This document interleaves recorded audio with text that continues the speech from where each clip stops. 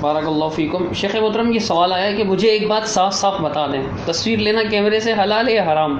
علماء کہتے ہیں حرام ہے، لیکن جب خود کی باری آتی ہے تو اپنے پروفائل پیجز میں اپنی تصویر لگا دیتے ہیں، اور یوٹیوب پر بھی ہزاروں تعداد میں علماء کرام کے بیانات ویڈیوز کی صورت میں پڑے ہوئے ہیں۔ ایسا کیوں ہے؟ کیا تصویر لینا صرف علماء کرام کے لیے حلال ہے اور عام عوام کے لیے حرام ہے، یا پھر ڈاکٹر ذاکر نائک کا موقف زیادہ صحیح ہے کہ تصویر لینا جائز ہے اور پینٹنگ والی تصویر حرام ہے؟ رہنمائی فرمائیں، جزاکم اللہ خیرا۔ آپ نے سوال میں بہت سی باتیں جمع کر دی ہیں۔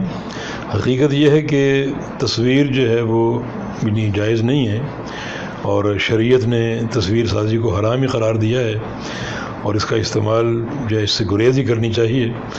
اور جو علماء خود اپنے ٹائٹل میں اور اپنے استعمال کرتے ہیں وہ اس کے خود جواب دہ ہیں۔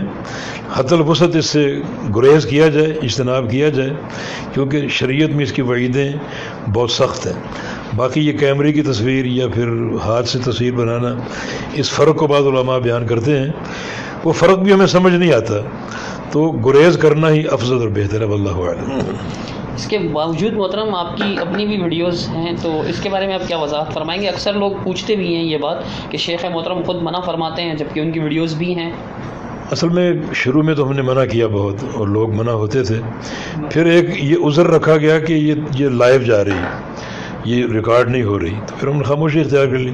بعض لوگ کہتے ہیں کہ یہ جو لوگ دور ہیں یا خواتین جن کو دکھائی نہیں دے رہا، ان تک یہ تصویر پہنچ رہی ہے، ریکارڈ نہیں ہو رہی۔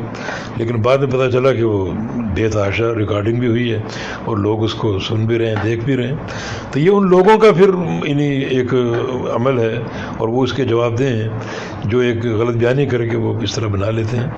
لیکن اور پھر آج کل ایسے آلات یا موبائل فون آ چکے ہیں کہ چھپ کر جس کی چاہے بنا لیں۔